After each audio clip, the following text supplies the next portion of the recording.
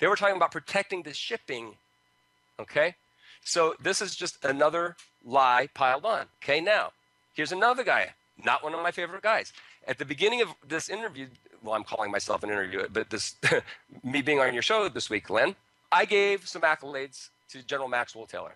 And I'll give him a couple more just for the heck of it. You know why? Because when they were alive, the Kennedy brothers seemed to like him, you know? They were both kind of enamored with the guy. You know, Bobby Kennedy used to have Maxwell Taylor over to his house at Hickory Hill all the time. He used to play with the kids. They used to play touch football in the backyard. Bobby was a real rough and tumble guy, you know? He used to be the runt of the family, right? He got bigger and he got tougher. And he liked that. He liked that whole idea of, you know, somebody like Maxwell Taylor. And Jack was very close to Maxwell Taylor. Made him the chairman of the Joint Chiefs of Staff after this. See?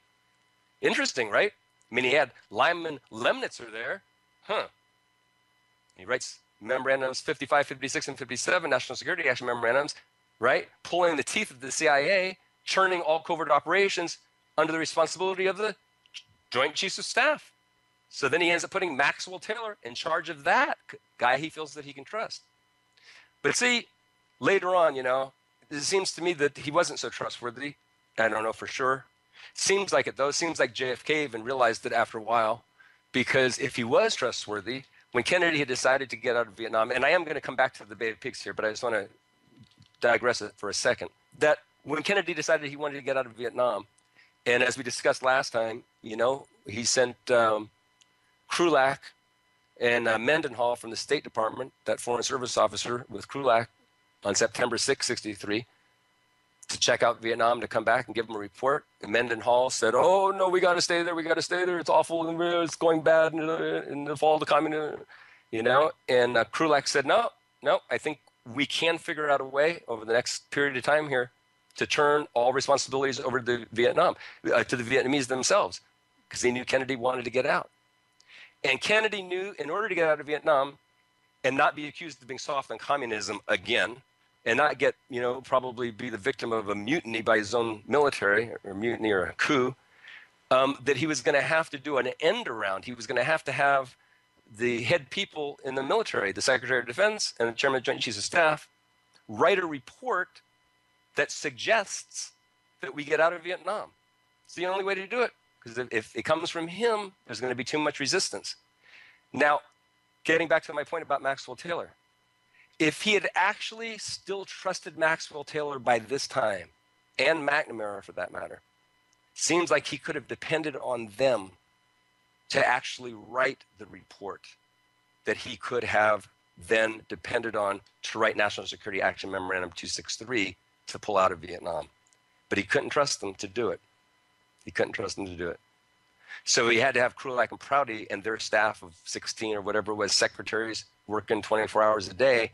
He had to have them write it while Taylor and McNamara were out of the country in Vietnam doing their fact-finding mission. He had to write it behind their back and then stamp their name on it and then fly somebody to Hawaii to meet them on their way back in Honolulu and then have them present their own report to Kennedy, but Kennedy had already had it written himself by somebody else. So had he really trusted Maxwell Taylor by then, it seems like he could have gotten Maxwell Taylor to write it himself. After all, he did trust him during the Cuban study group. See? So something happened between this point, his relationship with Maxwell Taylor, and the end of his administration before his assassination. Something had changed, okay? And I want to point something out. This same report from Pfeiffer that we're talking about here, he's reporting from the Cuban Study Group's notes, and it says, during the meeting, General Cabell and Mr. Bissell, so again, we're referring back to the meeting with Bissell, Cabell, and Rusk about the cancellation of airstrikes, okay? And this is coming from Maxwell Taylor. During the meeting, General Cabell and Mr. Cabell were being questioned about the events leading up. I'm sorry, let me take back what I just said. When Cabell and Bissell were being questioned, okay, there's a meeting where Taylor and Bobby Kennedy and Dulles and Arleigh Burke during the Cuban Study Group are questioning Cabell and Bissell, okay? So not only did Cabell and Bissell write their memorandum that we've already gone over in detail here, but they were also questioned in front of the members of the Cuban Study Group, okay? So that's what this is. And it says, during the meeting, General Cabell and Mr. Bissell were being questioned about the events leading up to the cancellation of the D-Day strike. General Taylor commented, quote, "This was the time to take the issue to the president. The situation did not penetrate the secretarial brain." He is referring to Secretary Rusk.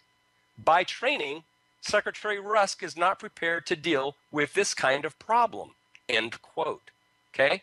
That's a quote from Maxwell Taylor following the Bay of Pigs during the Cuban Study Group. Okay?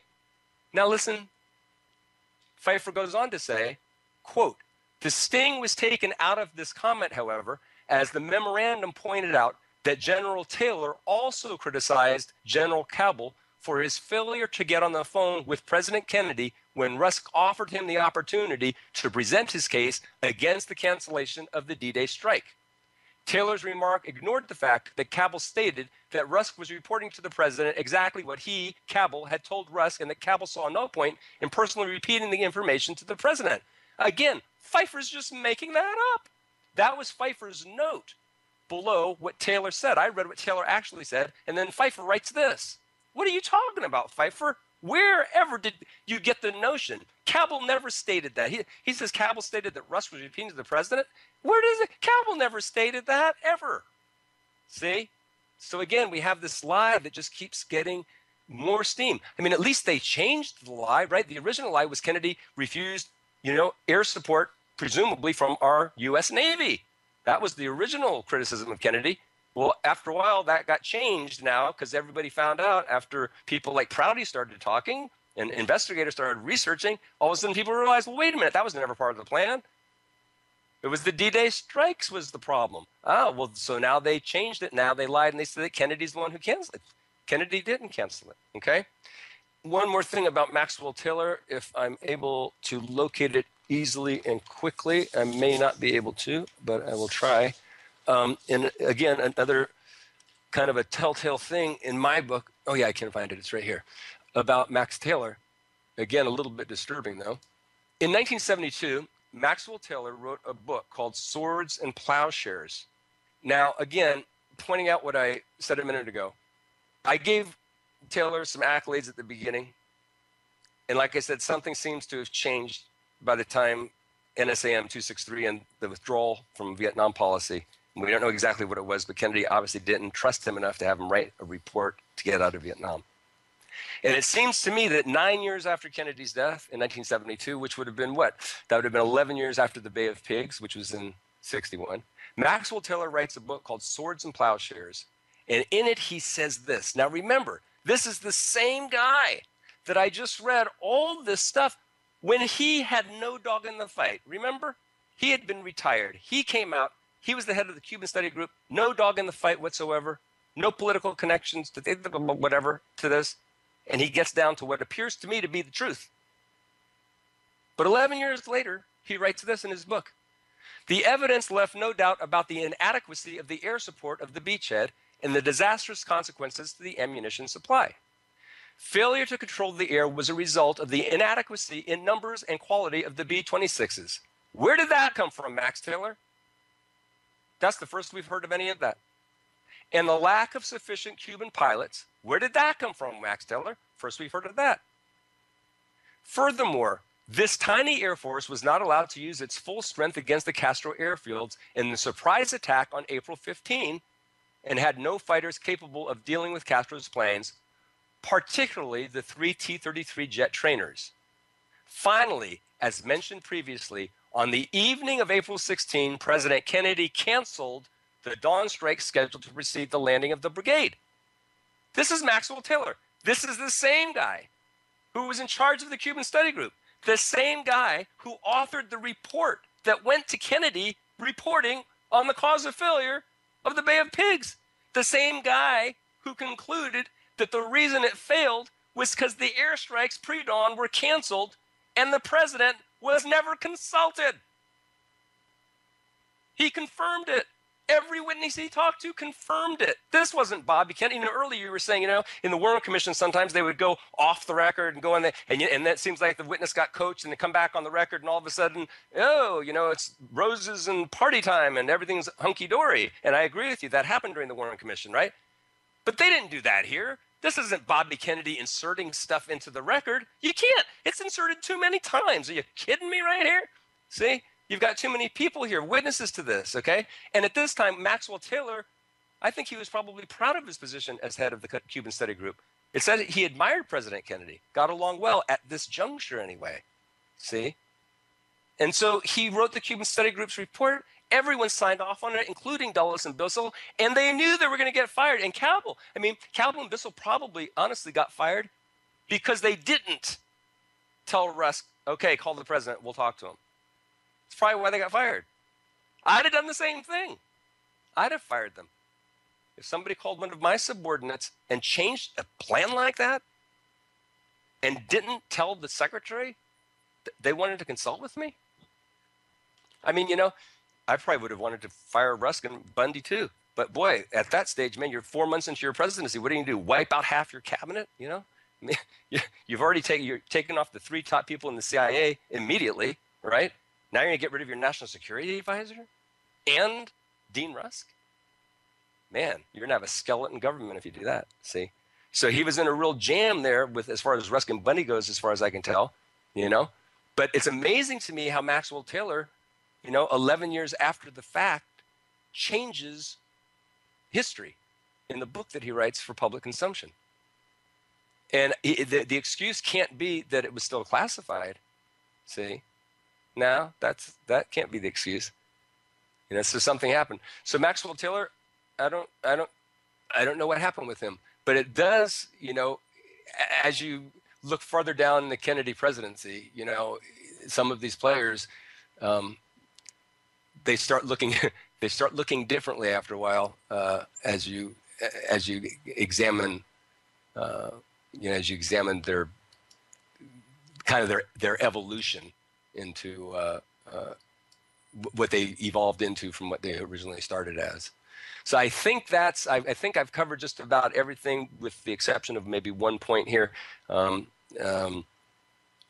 might have mentioned it, but I know I said that you can go to almost any source and you're going to get the same lie, the same stuff, and most of the time it's not too specific. It just says that Kennedy broke his promise to provide air support. So just a week before I went to Dallas, I checked Wikipedia's account of the Bay of Pigs. And when I reached the critical time frame, right, the 16th of April, which was, the night before the invasion, I wasn't surprised that it was going to have mis or disinformation, but I was surprised by the source, and probably I shouldn't be. But let me quote from Wikipedia. It says, late on 16 April, President Kennedy ordered cancellation of further airfield strikes planned for dawn on 17 April to attempt plausible deniability of U.S. direct involvement. There it is again. And the source, though, that Wikipedia cited should have known better. No doubt does know better, because he's the director of the Cuba Documentation Project for the National Security Archives, Mr. Peter Kornblue. And that quote was taken from his book, Bay of Pigs Declassified, the Secret CIA Report on the Invasion of Cuba. So it still continues to this day. Taylor did it. We just saw himself. You've got this joker doing it, and now it's quoted in Wikipedia from his book. Yeah, I don't trust Wikipedia for anything now. Nah, it's there. It's a crapshoot. It's not that 100% of it is bad. It's that most people can't tell what's right and what's wrong in there. Well, for instance, Wikipedia has been taken over on the Fletcher Prouty page, and they will not allow any links to Prouty.org. If you look at the talk section, the guy said, "Oh, Prouty.org is not really the official page of Fletcher Prouty." I go, "Yes, it is." He asked me to create it. We worked on it together, and Prouty.org is Fletcher answering email there. While he was live, everything. I ran it. I started it. I know it is. So I knew Fletcher Prouty. And so we're talking to a guy who he's pissed off when I went to critique him. He had a Nazi swastika on his page, and he's all upset that I brought that out. And now other people at Wikipedia say, you can't say anything bad about another Wikipedia admin. I said, I don't care. They banned me from even making changes, and other people have taken it up. They said, this is pathetic. I was one of them. Yeah, I went on there on the talk page. Yeah. Yeah. And I wish more people would go and visit the talk page and put their 2 cents in. I don't know if people realize this. Folks out there listening, if you Google, as an example, Fletcher Prouty, and you go to Wikipedia and you look at the entry on Fletcher Prouty and you go to the bottom, there's no external link to his own website, to the official website of Fletcher Prouty. I mean, it's unbelievable. They have an external link to McAdams' site where he's bashing Fletcher Prouty, where he's got ad hominem after ad hominem on there against Fletcher Prouty, but they won't allow an external link to the most comprehensive website on the life, career, and person that was Fletcher Prouty. They won't allow a link there simply because Len at one point had rebutted some of the disinformation that was being put out there by the McAdams website. Misinformation, disinformation, I don't know which it is, and I don't even know what his motive for doing it is, and I don't care what his motive for doing it is. It's still, it is what it is. McAdams, you're talking about. Right, yeah, McAdams has a page called Prouty, Truth Teller or Crackpot. So I thought, what the fuck's with that, right? So I made a page saying, McAdams, the laughing stock of the internet.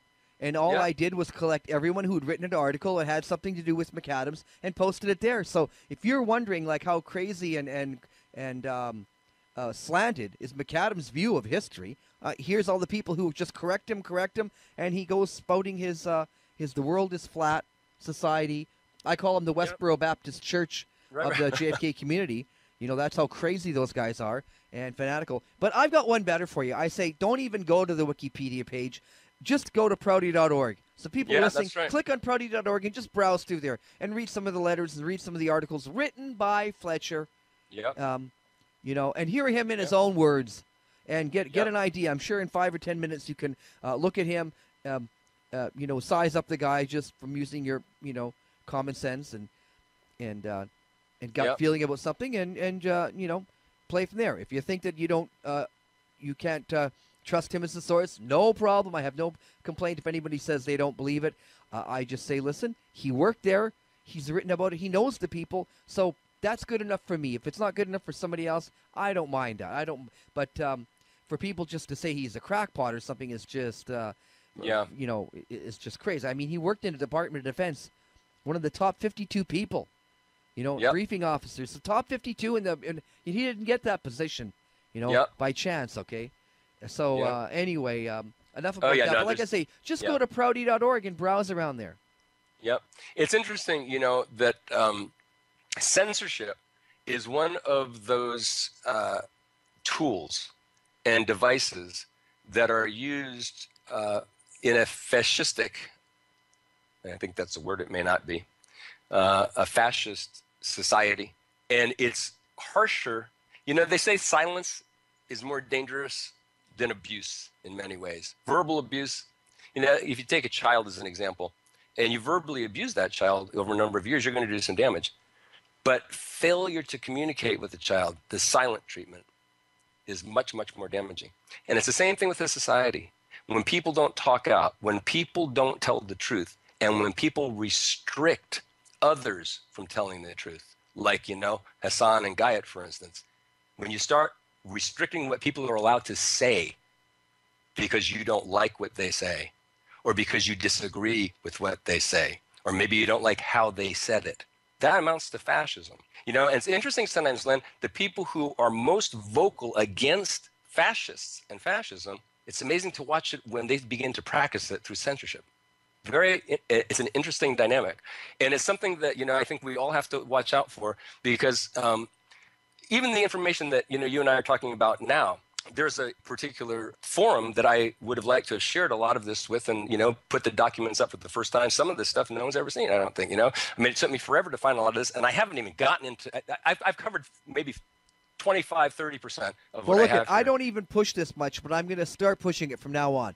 Black Op Radio has a forum. Okay, Greg? Yeah, so there you go. Post there, and please put some of the documents there, okay? Good deal. Yep. That way we can link to them when people listen to this interview, you know, maybe years from now, and at least they can know what forum they can trust. You know? Yeah. Yeah, that sounds good. Yep, that's a really good idea. Len, I have a little laryngitis because I still have that slight cold that I kind of picked up on my way to way back from Dallas. So I hope it doesn't hurt, but it feels like it might sound a little bit scratchy. I hope hope it's clear. No problem at all. Okay, well, I hope anyone interested in the Bay of Pigs picked up some knowledge from listening to you, and also grounds, food for research, for further thought, and, take your insights that you've pointed out and dig through the documents and paperwork to see if actually it's true. And I understand it, exactly what you're talking about. So I've been through that before, but anybody new to the case might be really wondering, how is it that these people continue to say one thing about President Kennedy and go on, and when the documents, all you got to do is read them, and they say the opposite, right? Yeah, when and part of it, there might be a much deeper political motivation for it. And again, we know in this case, oftentimes you're thrown off the right track, off the trail of the assassins, right? And I've never been convinced that the anti-Castro Cubans were highly motivated to participate in the assassination. And I think some of what we went over here tends to support that notion, that there had to have been a good deal of them that weren't expecting U.S. intervention at all.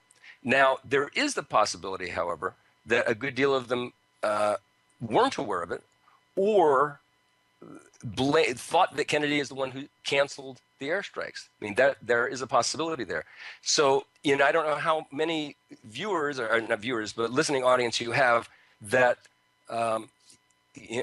how many brigade members listen, or families, or people who know stuff from that era that were there, or that were close enough to it, that are aware of information that may be vital to the case, that have withheld it. Understandably, I'm not even blaming them for, look, I'm not here to make a moral judgment. Do I think it was right for them to withhold it? No. But maybe they withheld it. I'm asking, if you now can rid yourself of your hatred of our dead president, because for the first time you say to yourself, you mean the guy he didn't abandon us? He's not the one who did this? It was the CIA? It was my handlers at the top? He didn't do this? If you can get past that hatred and you can jog the information out of your soul and give it to the world before you leave it, it would benefit all of us, and it may help this case. I mean, there's an argument to be made that there was no motivation for anti-Castro Cubans because they didn't blame Kennedy. There's a lot of evidence suggesting that, except the agency seems to always want to bring them back up. Let's talk about the mob and let's talk about the Cubans.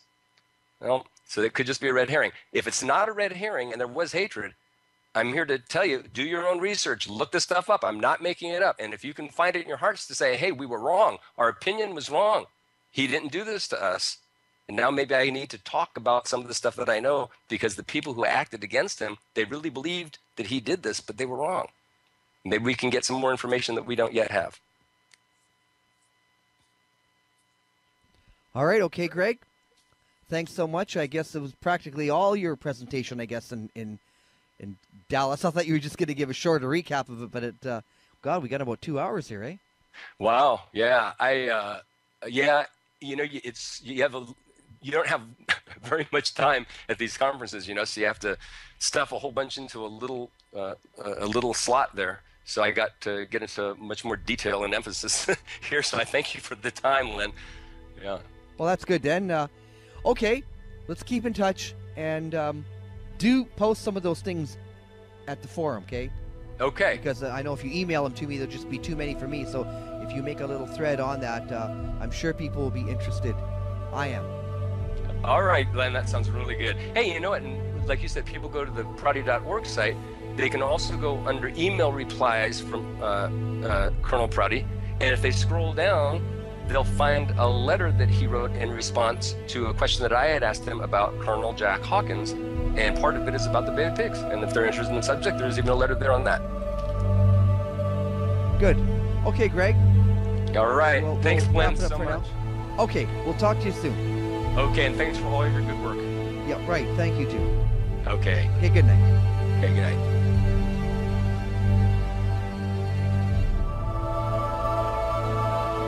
All right, so are you there? All right. Yeah. Yeah, I'm here. So that's going to be the show. Okay, good. Wow.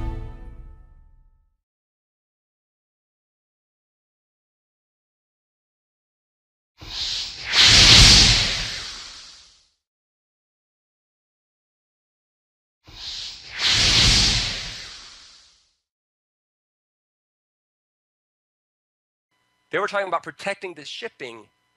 Okay. So this is just another lie piled on. Okay. Now, here's another guy, not one of my favorite guys. At the beginning of this interview, well, I'm calling myself an interview, but this, me being on your show this week, Len, I gave some accolades to General Maxwell Taylor. And I'll give him a couple more just for the heck of it. You know why? Because when they were alive, the Kennedy brothers seemed to like him. You know, they were both kind of enamored with the guy. You know, Bobby Kennedy used to have Maxwell Taylor over to his house at Hickory Hill all the time. He used to play with the kids. They used to play touch football in the backyard. Bobby was a real rough and tumble guy, you know. He used to be the runt of the family, right? He got bigger and he got tougher. And he liked that. He liked it. And as we discussed last time, you know, he sent Krulak and Mendenhall from the State Department, that Foreign Service officer with Krulak on September 6, 63, to check out Vietnam, to come back and give him a report. And Mendenhall said, oh, no, we got to stay there. We got to stay there. It's awful. And it's going bad in the fall of the communism, you know. And Krulak said, no, I think we can figure out a way over the next period of time here to turn all responsibilities over to Vietnam, to the Vietnamese themselves, because they knew Kennedy wanted to get out. And Kennedy knew in order to get out of Vietnam and not be accused of being soft on communism again, and not get, you know, probably be the victim of a mutiny by his own military, or mutiny or a coup, that he was going to have to do an end around. He was going to have the head people in that whole idea of, you know, somebody like Maxwell Taylor. And Jack was very close to Maxwell Taylor, made him the chairman of the Joint Chiefs of Staff after this. See? Interesting, right? I mean, he had Lyman Lemnitzer there. Huh. He writes memorandums 55, 56, and 57, National Security Action memorandums, right? Pulling the teeth of the CIA, turning all covert operations under the responsibility of the Joint Chiefs of Staff. So then he ends up putting Maxwell Taylor in charge of that guy he feels that he can trust. But see, later on, you know, it seems to me that he wasn't so trustworthy. I don't know for sure.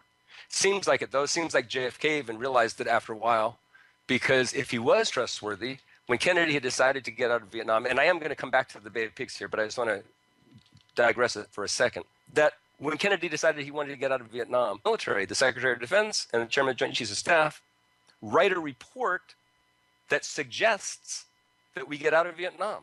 It's the only way to do it, because if it comes from him, there's going to be too much resistance. Now, getting back to my point about Maxwell Taylor, if he had actually still trusted Maxwell Taylor by this time, and McNamara for that matter, seems like he could have depended on them to actually write the report that he could have then depended on to write National Security Action Memorandum 263 to pull out of Vietnam. But he couldn't trust them to do it. He couldn't trust them to do it. So he had to have Krulak and Prouty and their staff of 16 or whatever it was, secretaries working 24 hours a day.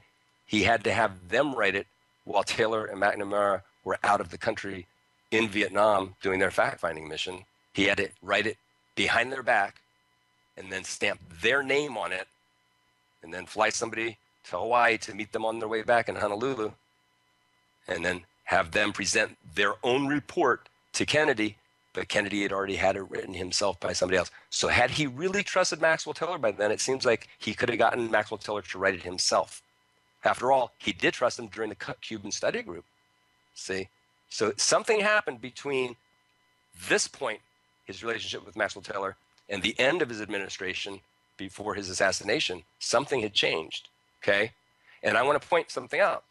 This same report from Pfeiffer that we're talking about here, he's reporting from the Cuban Study Group's notes, and it says, during the meeting, General Cabell and Mr. Bussell, so again, we're referring